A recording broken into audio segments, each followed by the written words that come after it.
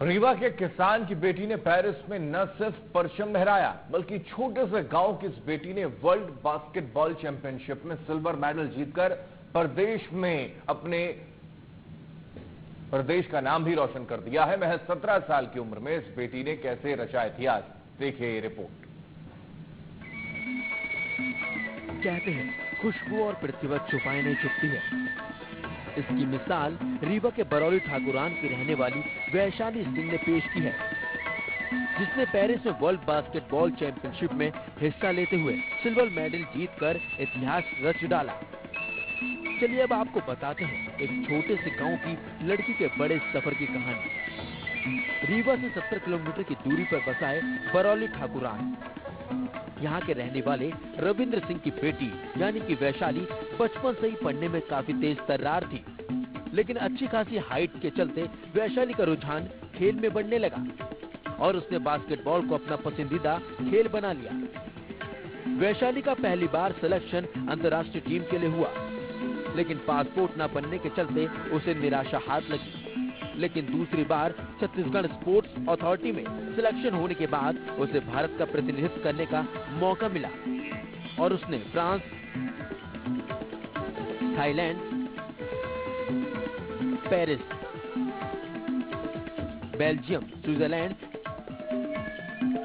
UAE के साथ match खेलकर अपनी प्रतिभा का लोहा मनवाया। फ्रांस के साथ हुए फाइनल मुकाबले में भारतीय टीम उप विजेता रही और सिल्वर मेडल से ही संतोष करना पड़ा। वहीं जब जीत के बाद वैशाली रीवा लौटी तो उसका शहरवासियों ने जोरदार स्वागत किया। हम जब छोटे थे तभी से मेरे पापा ने हमको यूपी में भेज दिया, इलाहाबाद में। हम इलाहाबाद में रहते थे।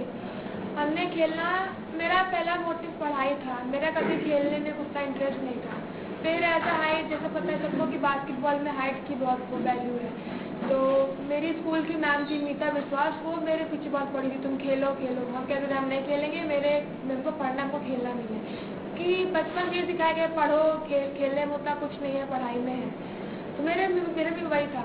फिर हमने 8th क्लास में खेलना स्टार्ट किया, तो हमने 8th में ही स्टेट खेला।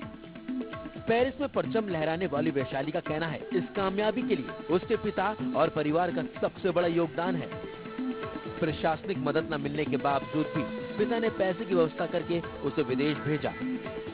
वैशाली ने विदेशी खिलाड़ियों की तुलना भारत के खिलाड़ियों से करते हुए कहा कि विदेशों में खिलाड़ियों के लिए बहुत सारी सुख सुविधाएं हैं। खिलाड़ियों को फिजिकल फिटनेस बहुत ज्यादा है। ऐसा हुआ मेरे साथ मैच में, हमारा मैच था फ्रांस में और वहाँ की लड़कियाँ हमसे भी लंबी थी और हमारी टीम में हाइट की बहुत प्रॉब्लम आ गई थी। हम लोग एज अ रिबाउंड नहीं ले पा रहे थे क्योंकि हाइट बहुत लंबी थी। उनके यहाँ फिजिकल फिटनेस बहुत ज़्यादा है, उनको उनकी सारी फैसिलिटीज बहुत ज़्यादा है। तो जब हम वहाँ पे गए तो वहाँ पे उनके फूड कंडीशन आ गए कि उनको क्या खाते हैं जिससे वो इतने हेल्थ होते हैं। हमारे यहाँ उतना कुछ नहीं, हमारे यहाँ मेरे यहाँ साइंस तक में हम लोग को जितनी फैसिलिटी हम लोग को वहाँ मिलती है उतनी हम लोग को नहीं मिलती। बस यही कारण है कि थोड़ी फैसिलिटी और अगर हम लोग को मिलेगी तो इंडिया के बच्चे बहुत आगे जाएंगे। वैशाली के पिता का कहना है कि बेटी होने के चलते वैशाली को बाहर भेजने में डर लगता है, लेकिन आज बेटी की सफलता से काफी खुश है।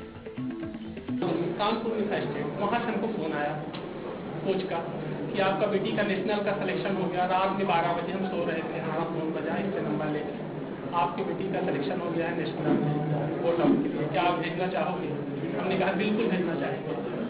ठीक है, वो जब फिर ये हुआ, फिर ये नेशनल खेलने गई, वहाँ इसको सेकंड प्लेस लगी थी ना बेटा, सेकंड प्लेस लगी वहाँ पे। फिर आज तो था कहीं न कहीं मन में, आज भी है ये चीज, तो आज भी है डर। वहीं सिरमौर क्षेत्र से बीजेपी विधायक दिव्यराज सिंह ने कहा कि केंद्रीय खेल मंत्री से बात की गई है और साथ ही प्रदेश सरकार से भी मदद की बात करेंगे और अपने क्षेत्र में खिलाड़ियों के लिए हर साधन उपलब्ध कराने की कोशिश करेंगे।